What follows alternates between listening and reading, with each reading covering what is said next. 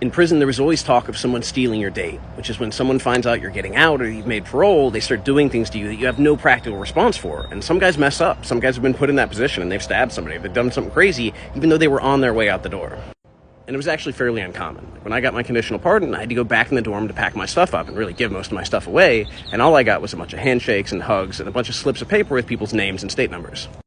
It had been kind of an issue in the old system, and it was still an issue at a place called Greenville, where they were sending all the old-timers who had been granted parole, had to go through a 6-month reentry program, and then would eventually be able to get out.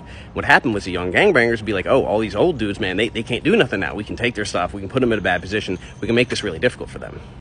And that really highlights the difference in culture, because when I first went in, everything was regulated. You had an old head who was telling you what to do and what not to do, and it wasn't the gangs making those calls, and it definitely wasn't young guys, because if a young guy stepped out of line, one of the old heads would make sure he got put back in line. But now the culture's changed, and the young guys are doing crazy stuff, and nobody's checking them because everybody's just trying to go home.